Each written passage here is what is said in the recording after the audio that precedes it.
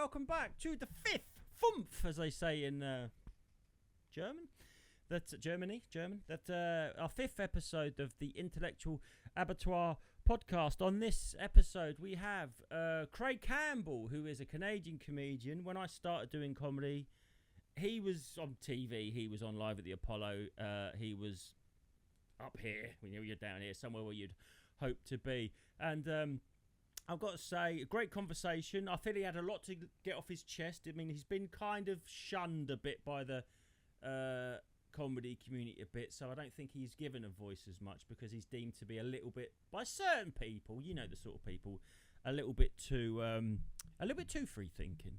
And we touched upon it briefly, that the comedy community, for all its pretensions of being caring and inclusive of misfits, broken toys, people with neurodiverse, that when they aren't the right kind of eccentric, not my words, I hope that's not coming, that they will just go, oh, so-and-so is just an idiot, and completely dismiss them if they don't follow quite a strict, I guess like a strict core narrative or way of thinking.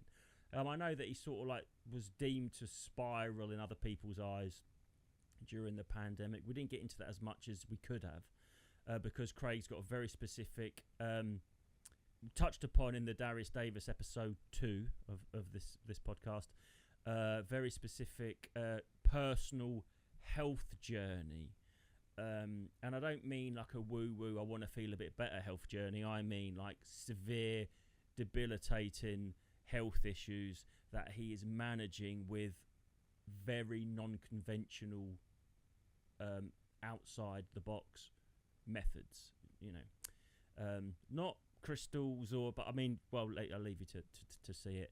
But he was in his car, parts unknown, I'm not sure where he was. Thank him for his time. It's not the best. There's a couple of bits I may have to edit, and one of my MOs for this is I'm never going to edit this. I don't want to edit the conversation because I don't want to. Well, I would never misrepresent a guest, but I don't want to take out some unless if a guest specifically said, could you take that out? I actually just slagged someone off, for example, and I know it's not worth the grease. Of course I would, but there's a couple of bits I had to note down where he was in his car, so just a warning, it's not the best quality video either at times, and there's a bit of lag. But the 2 times where there was too much lag, I'll try and take them out. And because we spoke at such length, at about an hour mark, the camera battery ran out, which I've now plugged it in, so we didn't miss. There's nothing missing. It's just I had to say, oh, sorry, Craig, the camera stopped, then plug it in. Interest of full disclosure, because this is the Intellectual Abattoir, but I want it to be as truthful, as honest as I can. But anyway, so he's a fascinating guy. I've only met him once or twice, Craig, and I didn't know a lot about his medical journey, because it's funny, because he actually mentions, there's 2 things I'm going to say. This is a long intro, forgive me.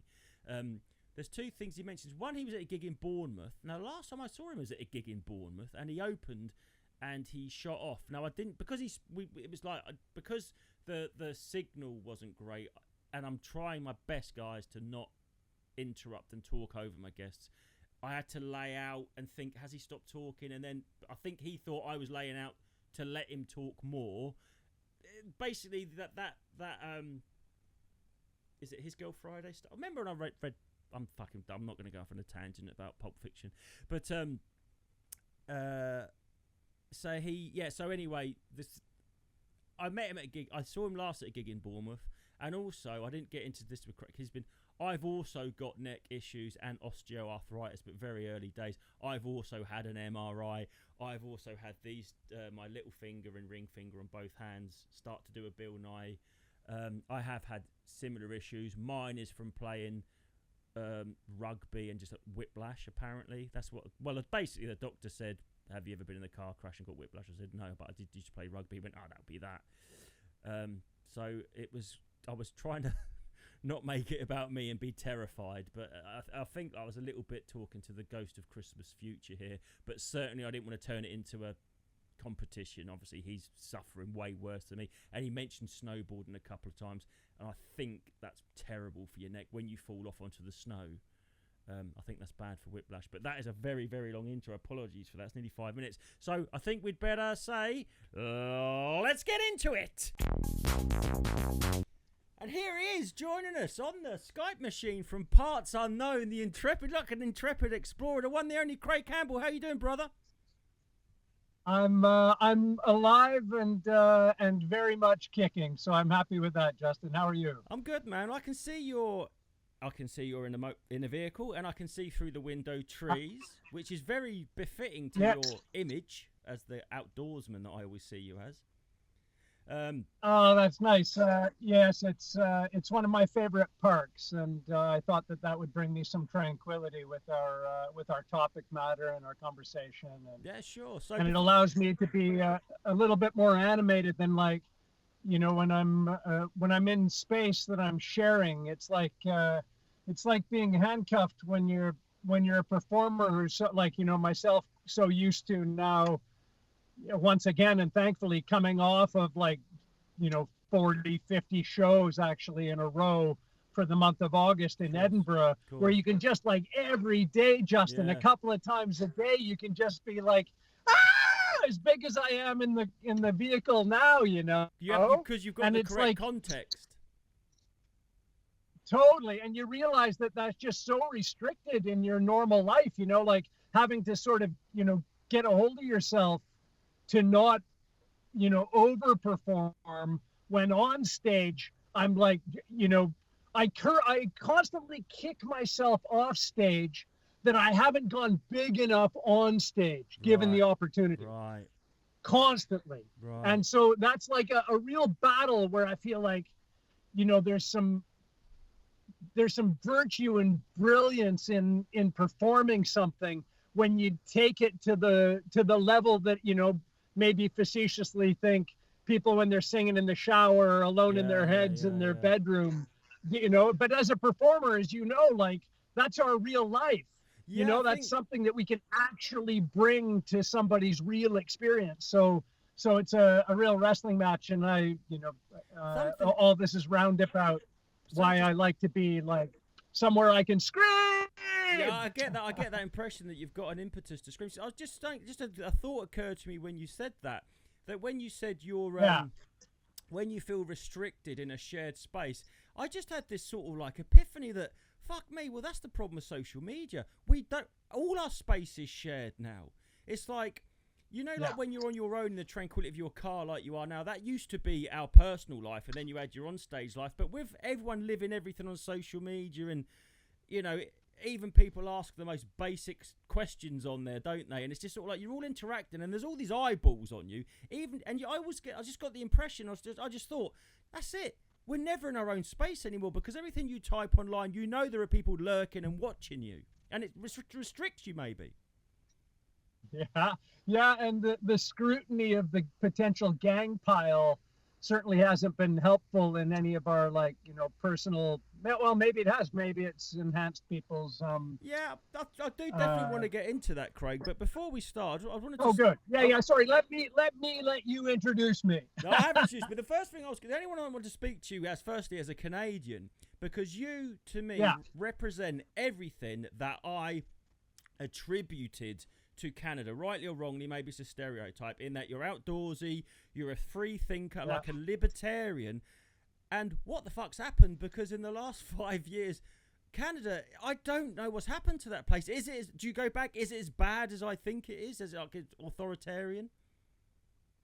Well, I think you've got to take it in context of the two countries certainly that it seems to have most in common with, for obvious reasons, New Zealand and Australia. Yeah. And the similar behaviors there. And then you really have to, unfortunately, as has been done by much more scholarly people than myself, immediately take all three of those analogies right back to the good German. And these are, highly socialized countries, highly community-oriented countries, highly socially conscious countries, and as has been said, that which is enacted through belief in its own virtue is the most dangerous, Right. That Uber that inflicts itself upon us. Yeah. They, It's interesting because there is a lot of comparisons, like you say, culturally. I always thought Canadians and Australians were very, very similar. Like I said, outdoorsy. It was all like no worries.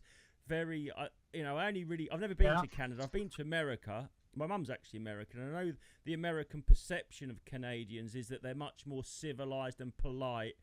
But I also thought that they were sort of a bit more rugged and give each other a bit more slack. But this Trudeau seems to have, and maybe it's because Australia and Canada have got these more, sort of like untamable populace, that they seem to come down the hardest during the pandemic. It's like to overcorrect, like you do the naughtier kid at school. You're a bit more strict with them.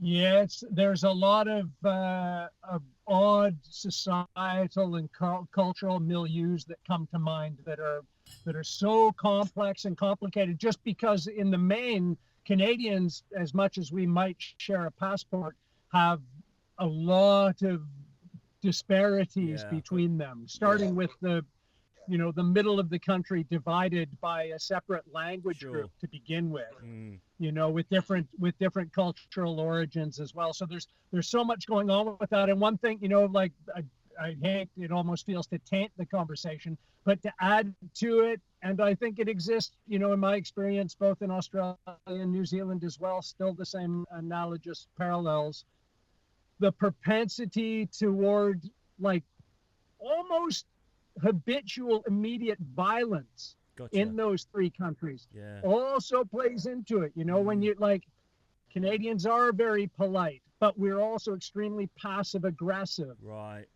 So there's that sense of like, hey, why weren't you polite back to me that takes place? Like they open the door for you, but you say, oh, thank you, or else. Not always. Gotcha. But like when you have a country and countries that embrace, more so Canada than the other two, in fact, the just like general violence of not our national sport, which is lacrosse, but our national pastime, which is hockey. Yeah, violent. And the permissibility of expression of emotion through violence in a national celebration. And that I don't say is like, unanimous or ubiquitous in opinion, because lots of people don't like it. Lots of people don't like what it contributes, but it definitely means, in a way that I consider often in parallel with Scotland, that it can go down anywhere and immediately. And for things as simple as passive aggression or, lack of courtesy, and that's before you add into it massive, which was unloaded on the society and pumped into their heads, ideological differences that also have repercussions of, in some people's minds, the potential of negative outcomes medically, including death. So, there's emotion that's thrown into this that already is part of a very incendiary society, if I'm honest, to start with. And also in many ways, very immature. And many Europeans have always viewed that as an immaturity. In fact, a great confluence, curiously and ironically, that used to take place, but is amplified even more now in its irony, is when the Canadian hockey teams used to engage with Russian hockey teams, or even like, I won't even isolate that it's Russian, but it's more ironic that it is with, recent political developments, but including like Sweden, for example, who always fielded, great hockey teams more in antiquity than recently, but, but they, very much had an ethos of like non-confrontation, non-violence. It's not really part of the European game, which only had slightly different rules. So you've got like Europeans have always, looked upon Canada as having, probably, if I'm honest, I can accept a bit of immaturity regarding its behaviors in ways that like Swedish players and Russian players used to be getting punched full on in the face and used to just give the most incredulous, like, what are you doing? Why are you, what the living hell is wrong with you? In Canada, on your hockey teams, you have guys that are just picked because they're good at fighting, enforcers, right? Well, and now that, of course, is evolving, but yes. And certainly in the old days, that was more pronounced. It was, quite a in many ways coveted, but definitely specific utility of the talents of a hockey player. And so earlier on there, it used to. Sorry, go on.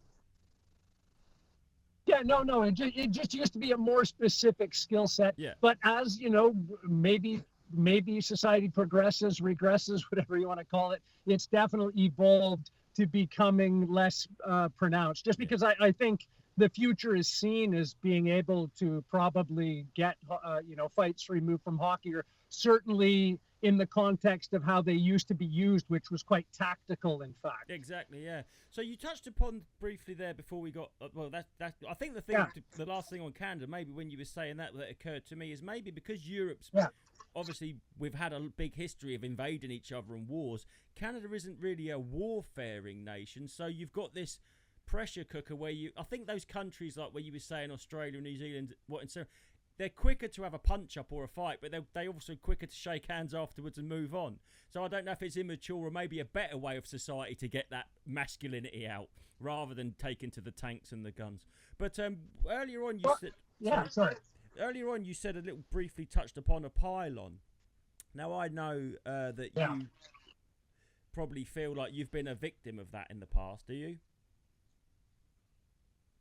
Well, only in context of what I bring upon myself, Justin. Yeah, so, sure. like, I'm also evolved enough to see, like, I'm red ragging the bull, as it were. Sure, I get that. But that's a valid thing that I think when I got into comedy, I thought everyone would be like that, sort of like picking at the seams and poking the bear. But it just seems like if you actually step out of the very parameter lines which they allow us to, everyone just turns on you. You're a pariah all of a sudden. I thought, aren't we all pariahs? Isn't that why we're doing comedy? That's what I thought.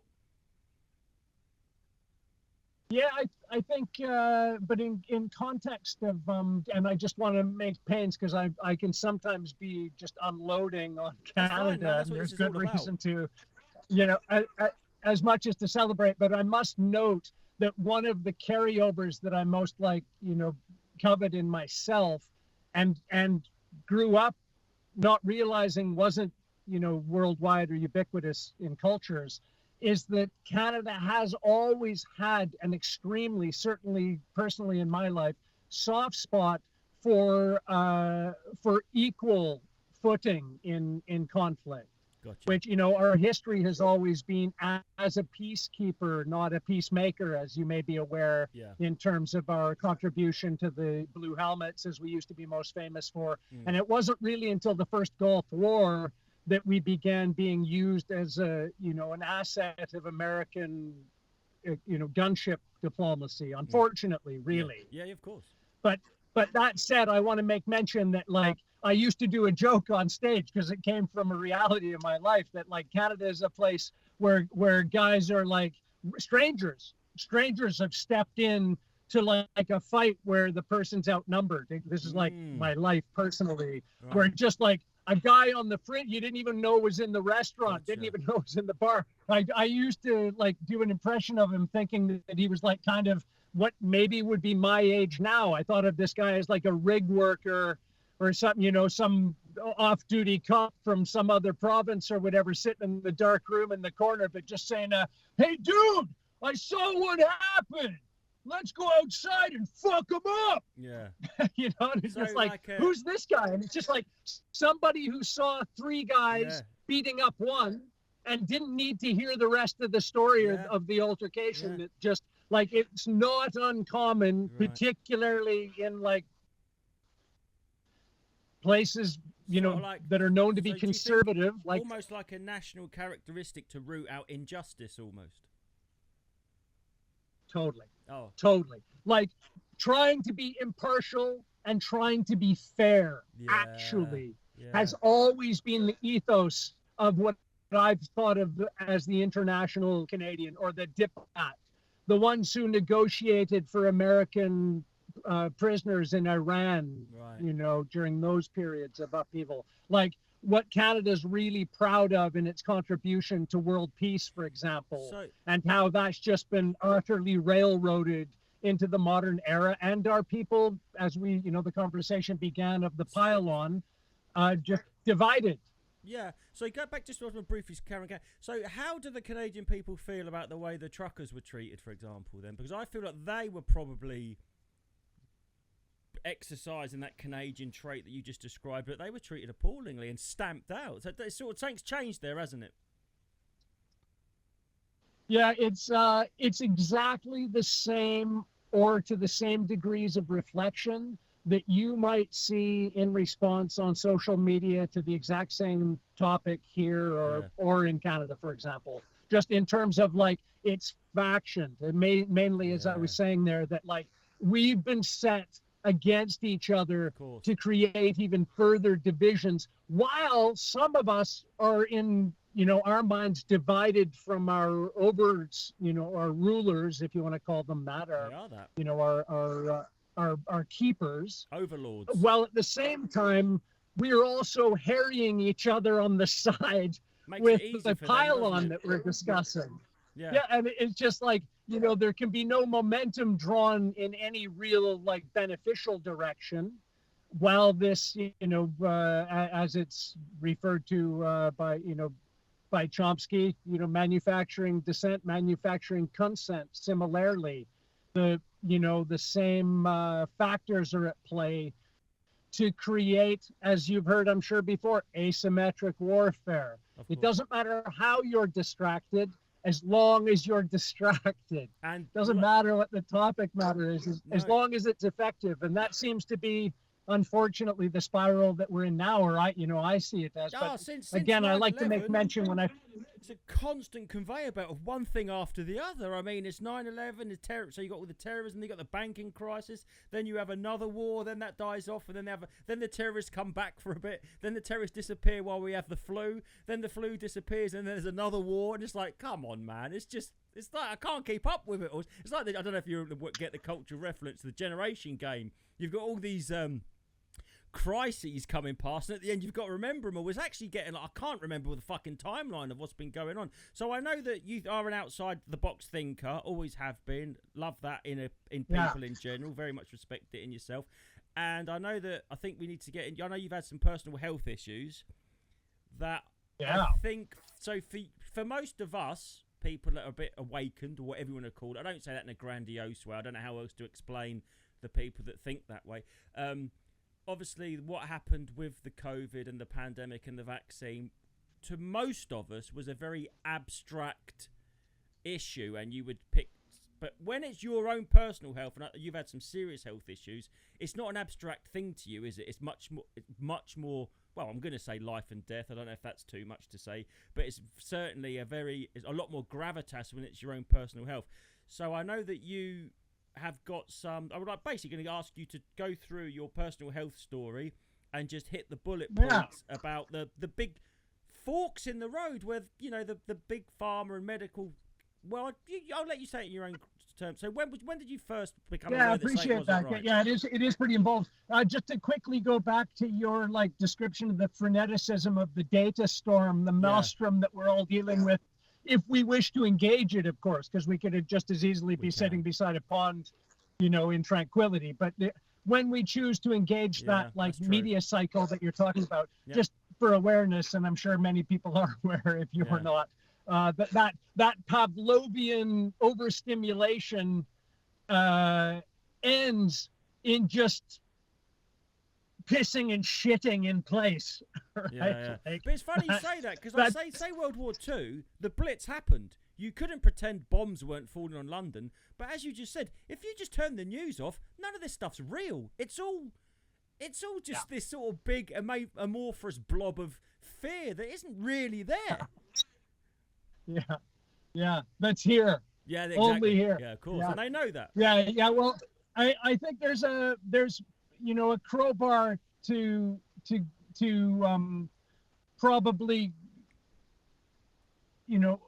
overpresent, although I can't do anything but, Justin, my own and it begins with so it's already just so far up its own arse. I must make a disclaimer right away that the my struggle or my, as I described to you in text, like my personal war with my own health and being, is how selfish it is, how it consumes so much of your existence, just trying to like stay head above water. But at the same time, my need, to let people know, which I'll also in same context, and I always like it when it's, I've heard it as a joke. How can you tell when somebody's a pilot? You don't have to. They'll tell you. Yeah. Right. So I find it like, it's funny for me. I'm also a pilot, Justin. Right. But I also am fixated on my own recovery and the fact that and I say this, and I probably will, I don't feel in that emotional state right now, but it could be quite quickly with TII. Recently, this revolution within myself has taken place, and the fact that only two of my friends, very close friends, one named Alex Lazarev and another named Michael O'Bernician, were the only two people that prior to my interventions even gave indication that there was a semi-reversible path. They both, and I would, to in jest, say still deludedly think that I could be cured. Like they still, and I bless them for that. But like when they first, not even flippantly, but just sort of directly said, oh yeah, you should, do these things to cure yourself, I was in such a spiral, Justin, that I couldn't even, I didn't think it laughable. I didn't want to insult them by giving an incredulous response even, but in my head, I just thought, like, I'm sure so many people, if they've even watched this long, must sometimes in their own lives just think, I don't know. I can't even find the place to start. Yeah. To tell them how overwhelmed I feel. Right. And this is like, when you're dealing with mainly extreme pain, right, which, most people just don't have, but chronic extreme pain is a very debilitating, aside from like robbing sleep and all that, various knock-ons of it. It doesn't allow for much clear thinking. And when your friends say, oh, you should do this or that, and you'll get, you're just like, I don't think you get it. And in fact, I want to give over to someone who I hold really dear. And funnily enough, I even catch myself sometimes to mention as I speak to you, Justin, people's names, just because of in honesty, the persecution that you've mentioned has existed in my life, particularly online. And I know that as you've mentioned, people will be watching this to see the next crazy psycho thing that Craig Campbell is up to. I'm told through the grapevine that my name is representative of a degree of conspiracy theorists, of a level of how far gone people are. So, I can buy into that or I can't, but there's a bit of me that doesn't have any trouble believing that. So I'm already catching myself to mention this person's name, but I don't even want to. I don't want to malign anymore. Just briefly touched on that then, Craig. It's that's funny because in the comedy industry, all these people are very professed to be caring, and they do a lot for charity, and they'll do a lot for mental health. I'm not insinuating anything about anyone, but there'll be all that. But the how readily they will throw around the term, "Oh, lunatic, lost it." You think that's not very nice. And I'm not saying that anyone is that. But that's the first thing they go to, isn't it? Oh, he's lost it. He's crazy. It's like, man, I think the same thing exactly, and I just think if they actually think that you're crazy, awful thing. Why don't they invite you on to their mental illness podcasts, exactly. right? No, like, but it's, oh no, if they you're actually a think you're pariah. crazy, 'Cause unless you're the they wrong- really just think you're like a vindictive Can't psycho be the wrong kind that of like crazy. only thinks the way he does to like harm others, which is like clearly among the people who know me not the case. It's just one of those like, yeah, it's a classic thing. But regardless, I'm reticent to mention names because of that. But I used to tell this friend, and I think we, have this in common, certainly when he sees me, that like, I think of myself as like the last 5-10 minutes of a cowboy in a film, Justin. Like, I'm the guy that got wounded in the middle of the film. I was going to ask you as well whether or not you're familiar with, in skiing and snowboarding, we refer to damage on the boards as core shots, for example. If you've ever heard of a core shot. No. Like if you take your board in to be repaired or re-waxed or re-edged or whatever, and you say, can you fix this bit? And they say it's a core shot. That you like, now you have a paperweight, you can probably keep boarding on it, but it's not ever going to function properly. And that's literally like, although I may look fit to you right now, which I'm quite proud of because I've been working hard at being fit for like a solid year, underneath me is a really destroyed undercarriage and an undergirding of bone structure that is utterly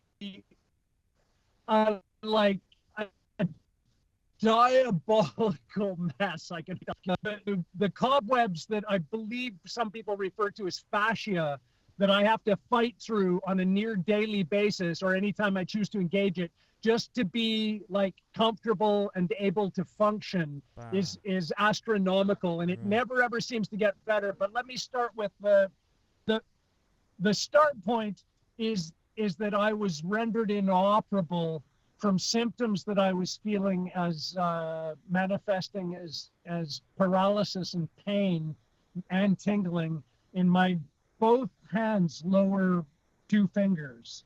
And I would quite often, I'd wake up in the morning, particularly in it was like my Tyrannosaurus Rex pose, and my unable to feel my hands. And at this point, even it's crazy for me even to recount it to you. And I'm talking, this is like 2 Marches ago. Right. So, a year and a bit ago, this was my condition. And it's crazy that I still didn't even realize that it would be a central enough issue to be affecting both hands. Because at this time we were still investigating it as the potential of a shoulder injury, which was also quite tight. So the shoulder was just, diabolically painful to the point of like, that's why I had to quit doing shows, essentially. I just had like this, I'll do my best comedic impression. This is the guy. And what's crazy about this is like, I have friends, other comedians that know this person, that remember this stage of my life. And again, it's so recent. It's mental in my, in my recounting of it. But like, I would just like hot poker in the shoulder with the face rictus.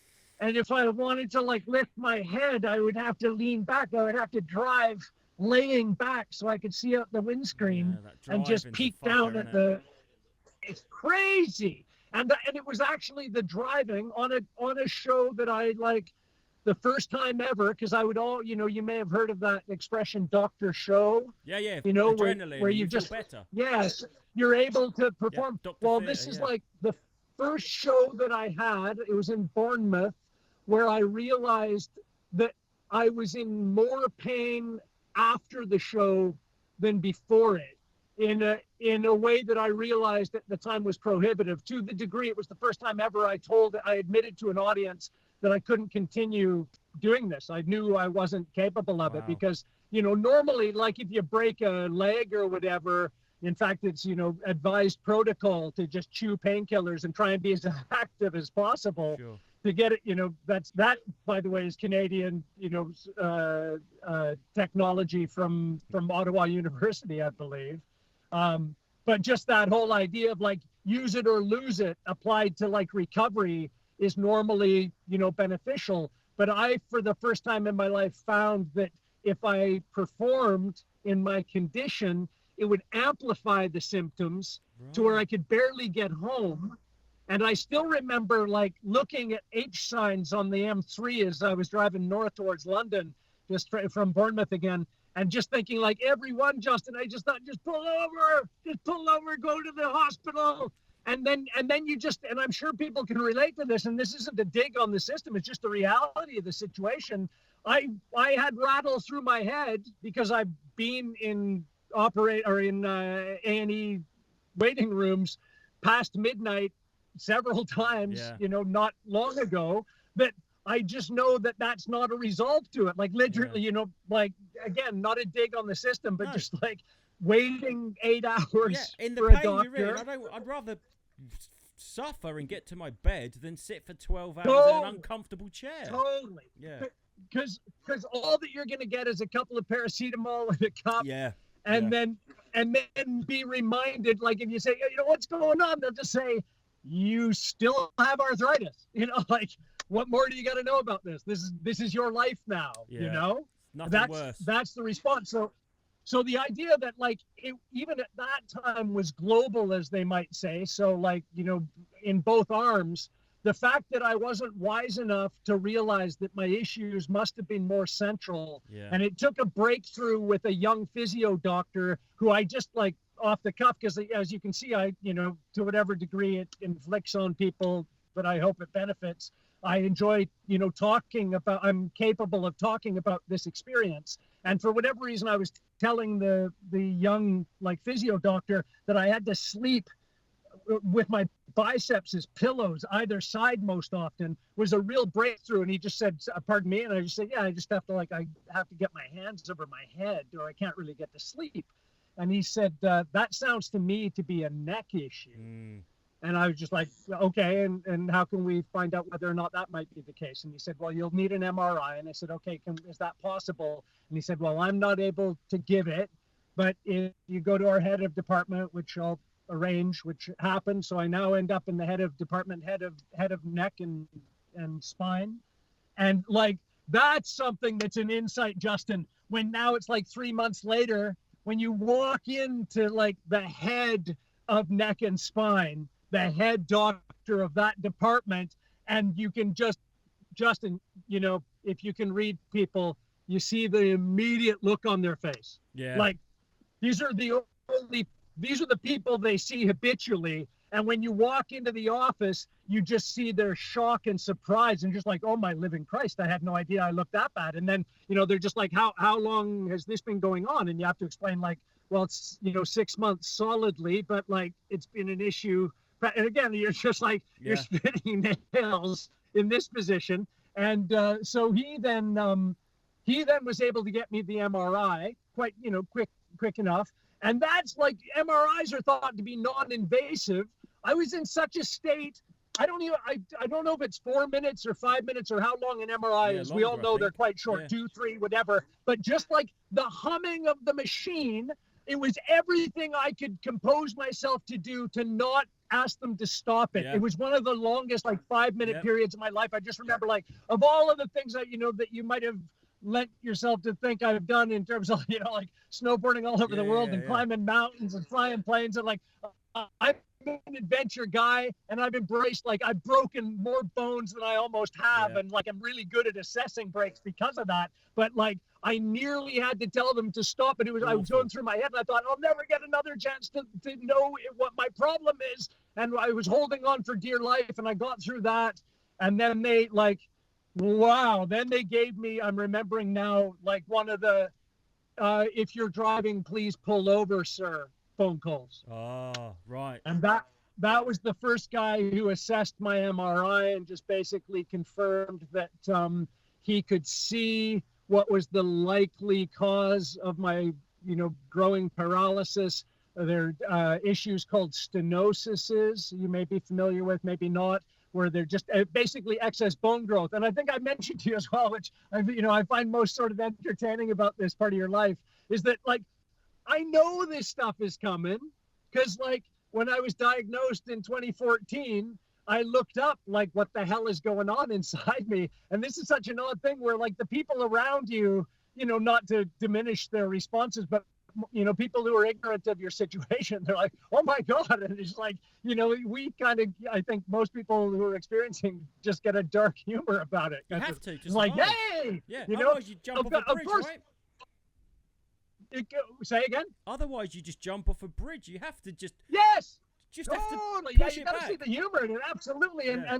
And to have like when in 2014 I first saw through another MRI bone growing all over where it shouldn't, like just extra. And it doesn't take a genius or a medical doctor to realize that like there's only so many places that extra bone can proliferate before it's going to infringe on some major system, right? Like it stands to reason.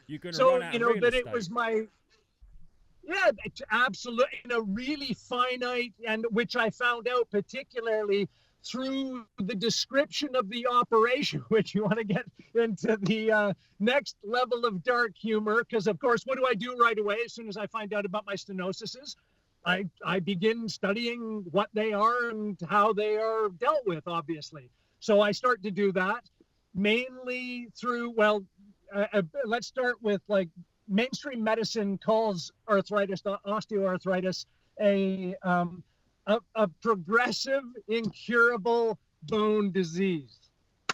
This is what you got. So there's no bringing back the symptoms. There's no reversal. There's no cure. You're not going to get better. So that's impressed upon you right away.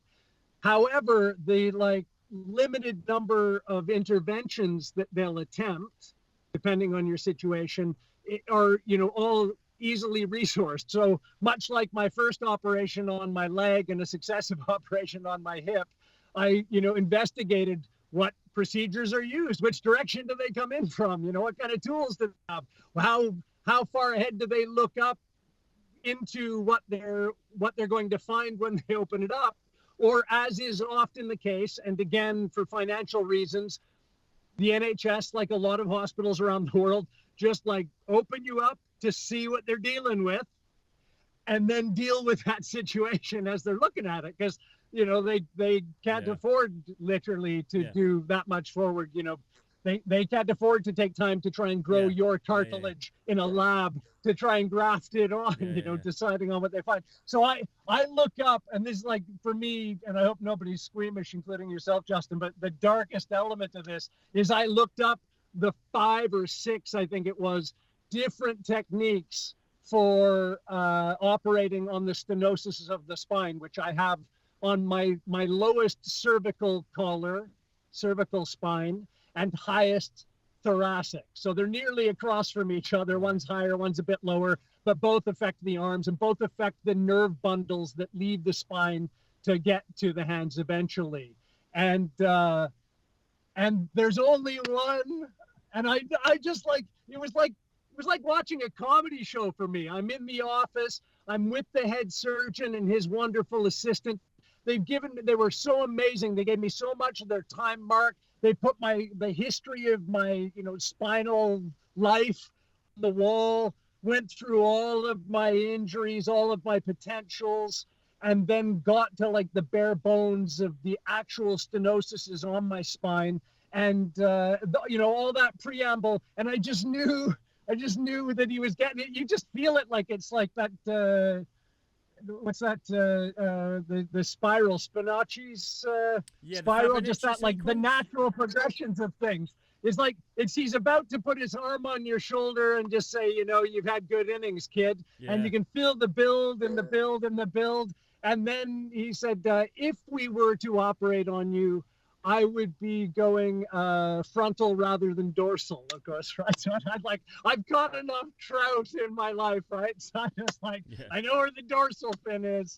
And so I immediately realized that he was going to, as he confirmed when I asked, going to use the operation that has a specific tool that basically removes from interference the soft tissues of the front of the neck, right? Including the esophagus and the full, everything basically in front of the spine, so they can work frontally directly on the spine their technique. So you're in some sort of vice which I'm familiar with for hip operations, and then they just yank all of your favorite like talking and eating bits to the side. And I just, most people would have, I'm assuming, just been in tears to even hear that was being proposed regarding yourself. You know, the very last thing you're ever going to want to hear, and you're like, who are they talking? Oh, they're talking about my neck and tissue. But then, of course, thankfully, let me off the hook and just said,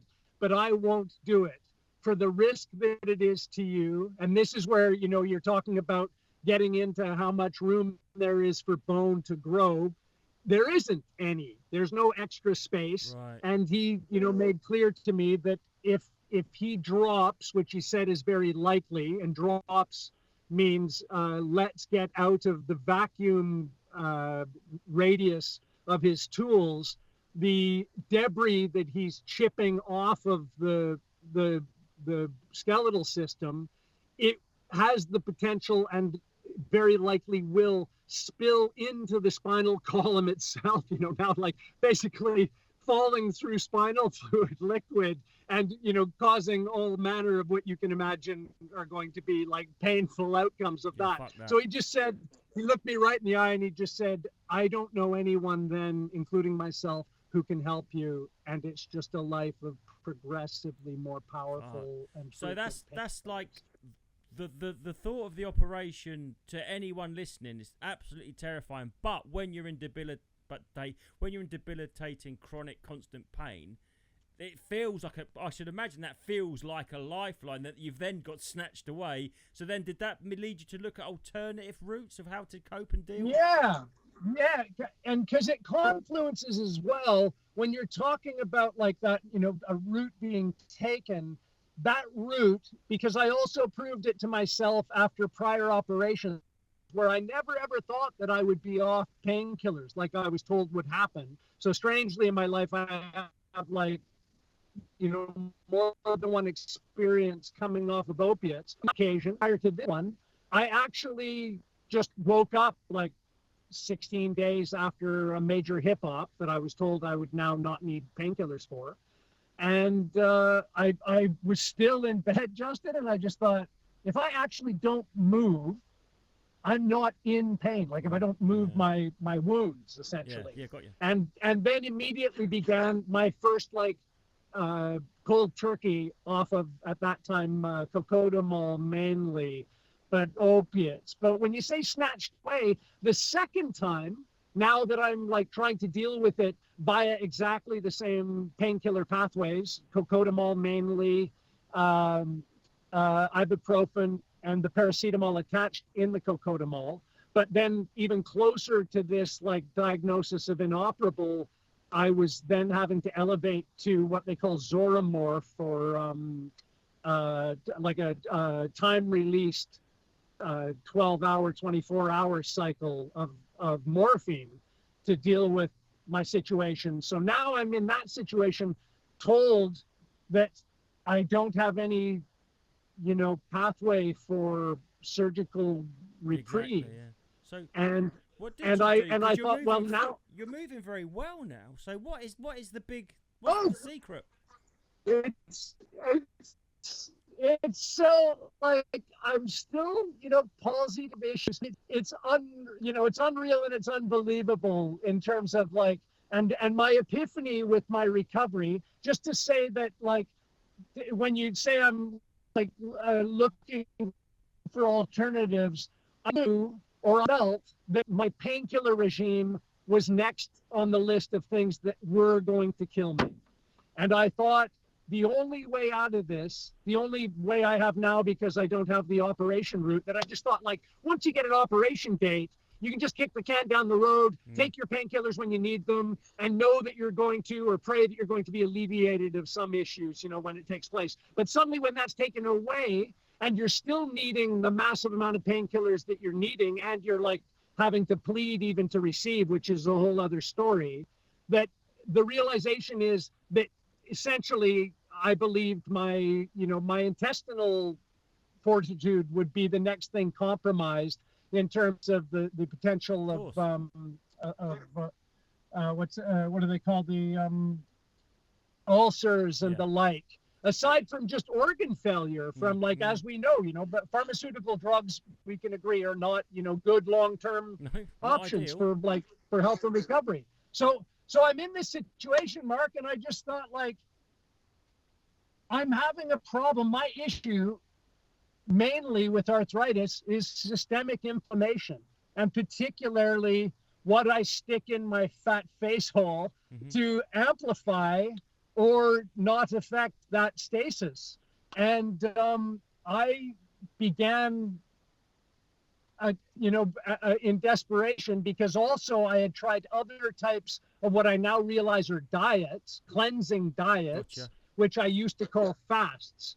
But now, because I've undertaken my more extreme fasting protocols, I now essentially refer to anything, including just water fasts, as a water diet, because there is absolutely nothing like a dry fasting experience, and particularly the 3 in a row, which is referred to as fractional dry fasting or fractional fasting, where you line up with breaks in between them, fasting periods, and the breaks in between are often referred to as refeeds, where you're conscientiously refeeding the body the necessities of its new state of building, essentially from the breakdown that the fast has initiated and taken part in mainly.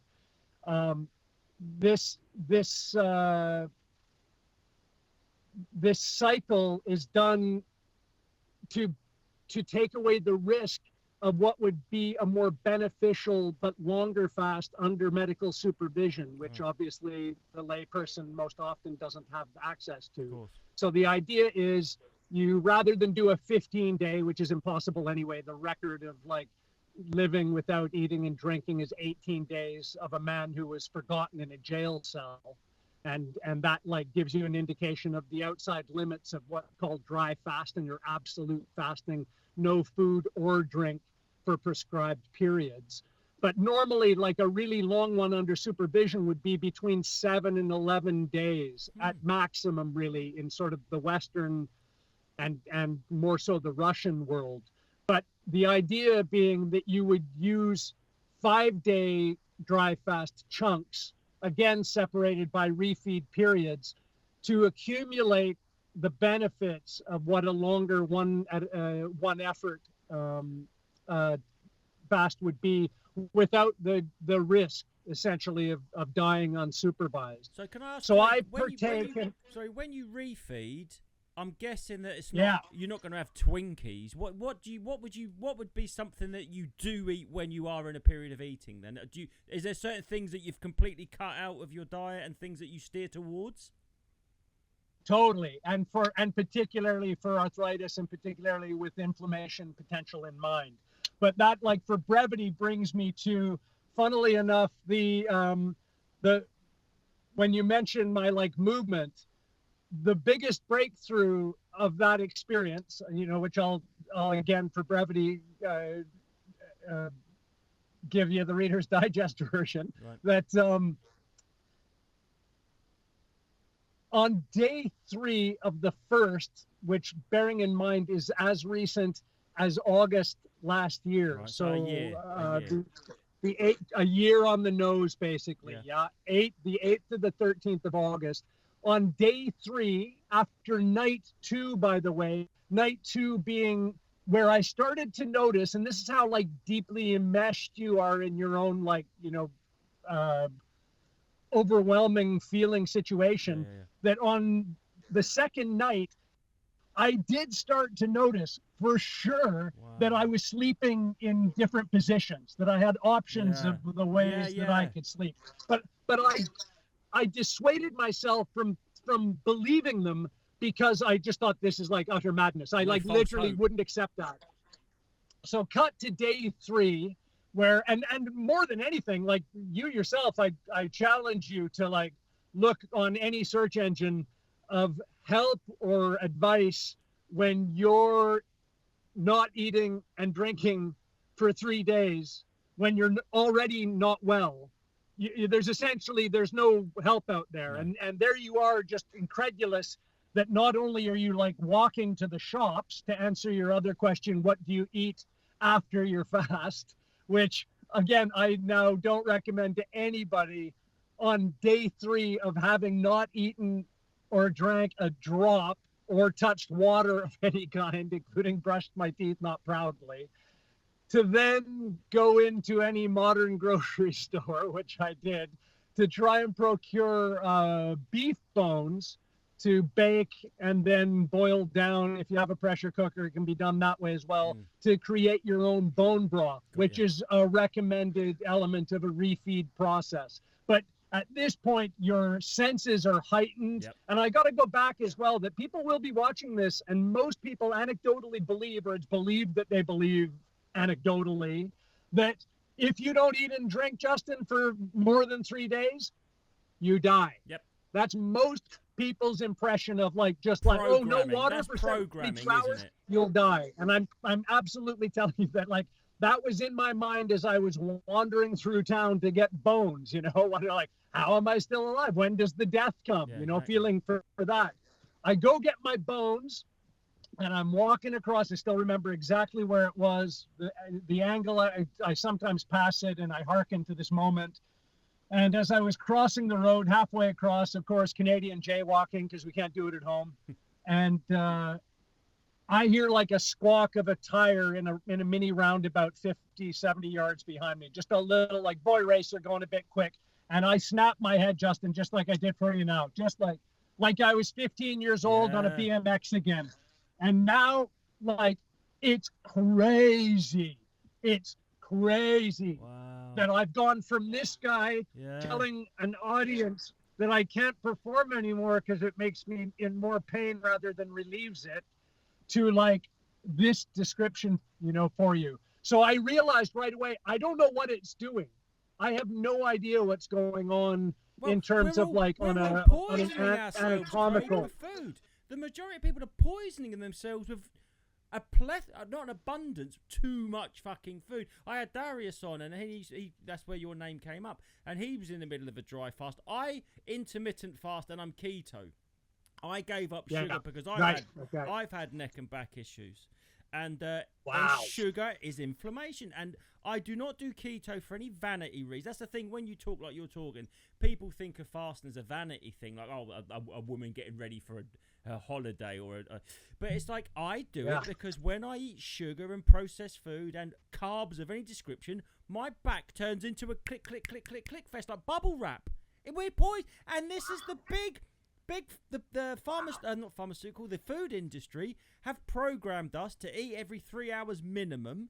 Even in prison, you get your 3 squares a day, and it's bullshit. I believe it's a conspiracy to get us on the teat and addicted to food. I think we're addicted to food.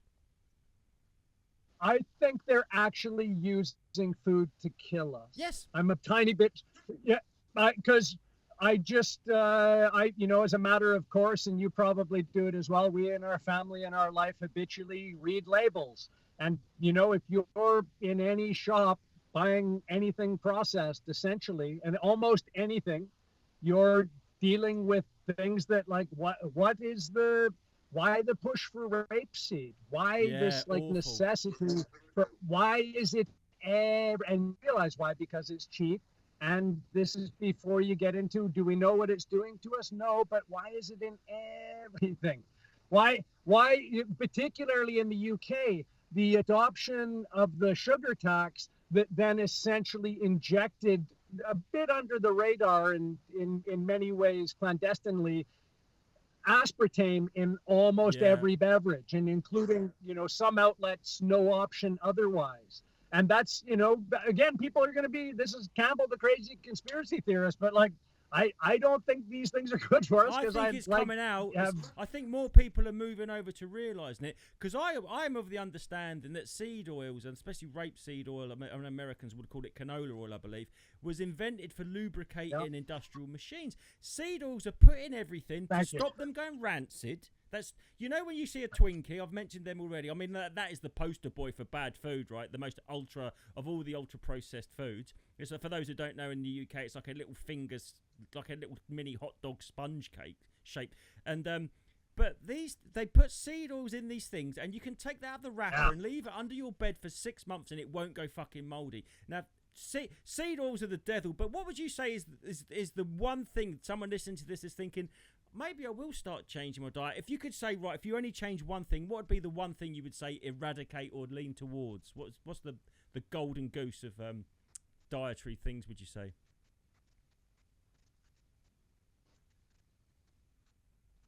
I'm sure they're going to panic, as in like have a laugh, I expect. But I would say resoundingly sardines. Really? Like, as far as complete foods go, Yeah. and the simple fact, like when we're talking about these additives that are in essentially all foods that we can check in grocery shops, but things like particularly protein drinks and things that are considered to be health drinks. Yeah, they're not. Why you would decide to drink a concoction of these, items when there is literally like, line caught salmon. There's again, I mentioned sardines only because they contain all the complete amino acids that a human would ever need. You don't need anything else for the rest of your day, essentially, and as a keto practitioner that's going to cause less than zero inflammation in your body. Often it can be, a lot of Americans are worried about the adulteration of olive oil, quite rightly. I don't believe that, England, Europe has that problem. So like olive oil, sardines, if you want to go top shout, you can get your, it's funny, isn't it? 'Cause America seems to be the where they. It's so funny, isn't it? A coincidence that all the things that are easy to grow in America is what Americans eat in abundance of. Like they can grow corn anywhere, right? And it's corn, and they just turn it into high fructose corn syrup. Also, totally. They're grains. They eat a lot of grains. But yeah, I agree. I don't know if there's any vegans listening to this. I think that is the antithesis of what I believe to be a good human diet. I believe that I eat a lot of eggs, fish, meat, that sort of thing. And I think that, like you're saying, the sardines swim about and they take all the nutrients in and they sort of like convert those nutrients into nutrients. They sort of filter out all the bad shit and we just get the good from them. Do you know what I mean? It's all worked out. It's like a system, isn't it? Before they get too big to be a tuna that's accumulating mercury. Exactly. Absolutely. Yeah. I agree with that wholeheartedly. And and you mentioned it briefly, the corn and corn syrup, particularly the high fructose. More than recommending or suggesting what anybody eat, because that's certainly, as we're already finding out, widely up to them in terms of variety. More so, I don't think there was anything more immediately effective than never touching ketchup again in my life. Really? And just that in many ways revolutionized my palate, which as well, if you look into like dry fasting, you'll find it is a practice that can reset your palate. Sure. So what you begin to crave, and there's a belief, and I subscribe to it, there's a belief that we are not our urges and our cravings, that in fact the parasites that live within us and off of us are that which is more instrumental in our behavioral choices. And this is like along the line of the Toxis plasmosis Garda philosophy. You're aware of that tripartite. Yeah. So just briefly, people want to look that up. I believe that's our relationship with parasites, and our parasites love the garbage food that we eat. And one of the very few things that can change the microbiome that's very much affected by that, that balance is dry fasting. Dry fasting is one of the few things that can affect, your actual, your stomach I bacterial. Actually think, Craig, I'd go one, and I don't know, we've never spoken about this before, but this is so fascinating to me because it's an idea I've been kicking around for about a decade. Once you learn about toxoplasmosis, and for those that don't know, it's a parasite that, for example, can get into regenerates in the cat's intestinal system, right?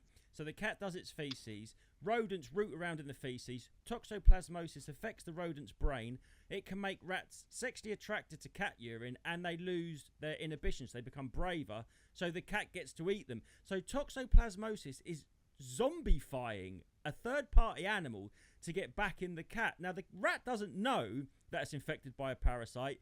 It just knows I'm attracted to cat piss, even though it's the worst thing for it. And I think that humanity I think that all of our urges and what the Bible's about, I think that life is just a war of parasites and urges and feelings and tendencies.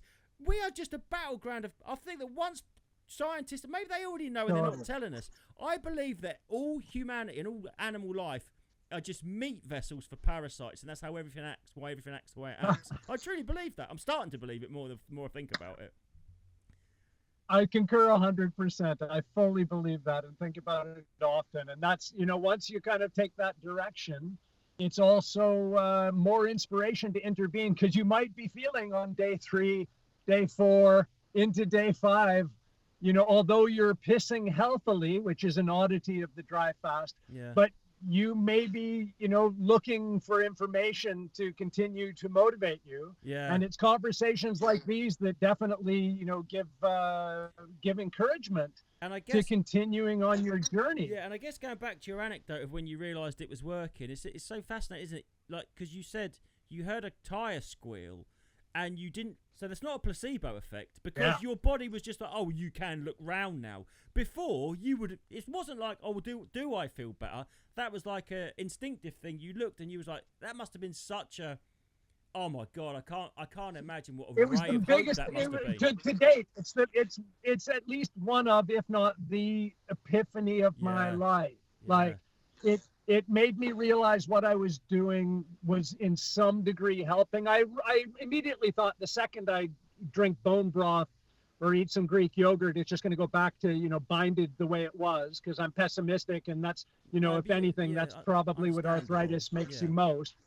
But that said, it was just like, it was unbelievable. It was revolutionary. And I wanted to say as well, while I do my little impression for you, back to earliest in the conversation when I mentioned to you my undergirding, my actual like skeletal system, like I can't impress upon you enough, like it's a mess in there. I'm able to do that, but like when I do my stretches, the snap, crackle, and pop like wakes people in the other room, like I am now in a place where I'm trying to heal against all mainstream allopathic theorizing my bone structure, including trying to reabsorb what shouldn't be where it is, including the stenoses, which are actually called osteophytes or calcified growths. So I'm right now, through my diet, trying to keep my stasis, as they call it, your homeostasis,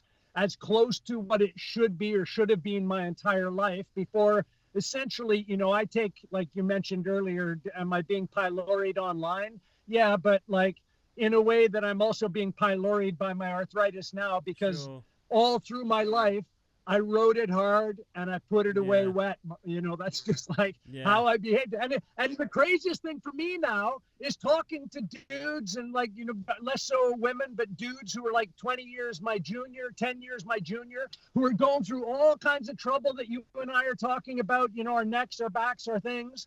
And they just can't, whatever it is, however life works, just can't turn the corner to intervening now in the time period that I wish I could have back, Justin. If I could be 15 years behind, if I could be back, pre-arthritis, changing my diet radically, going keto, doing some periodic fasting to make sure my system was producing, particularly at my age and what I would have loved to see in my mid-30s all the way through my 40s is testosterone. Sure. And it's free. Yeah, it's exactly. Well, that's the thing. That's the thing, Craig. You touched on it earlier. You said you think they're killing us with food. I think it's more conspiratorial than that. Where it's like the food industry is making us sick, and then we're turning to the pharmaceutical company to make us better. They're in cahoots with each other. Create a problem and then charge us through the nose to cure it, right? You must feel that on your health journey, that you witnessed that on the other side. There's definitely, to me, a symbiosis there for sure. But I must impress upon you as well. It's not just that it's free, but it's also the irony of like, what did you do?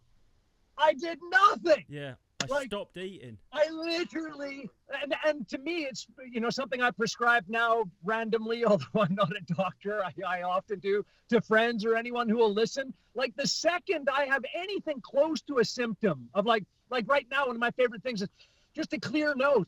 I live with I don't have a snotty life. I don't have it's incredible to me that I don't, produce much in the way of bile or phlegm or these types of, protuberance or, whatever, what you call them. Do you not think, Craig, when you look back, for all of the kind of bickering and trouble that thinking outside the tram lines has caused you, it's ultimately what saved you. Because if you didn't have that sort of, if you didn't have the propensity and the kind of foresight, well, yeah, most people just believe everything they're told. There are people that believe. There are some people that believe everything they're told. There are some people that believe nothing they're told. And then you've got people that question and trial and error and think outside the. I spoke to Terry Alden the other day, and I think one of the good things about him is he sees things from every angle. So for all of the sort of grief, because I'm coming out of the closet recently, as COVID was a big one for me. I'm coming out of it thinking, do you know what? I don't care if people call me a fucking David Icke lizard believing. I don't care. I don't care. But for all of the kind of shit you've had to wade through because of people thinking you're too out there or lost it, ultimately it's fucking saved you, hasn't it, man? So you wouldn't change that for the world, would you? It all brings us to this point, this conversation in our lives. And, for better or worse, I have to feel that that's good fortune for my own life. It's all necessary. It distilled my community. I waste a lot less time in frivolous acquaintances. My friendships are actually much tighter.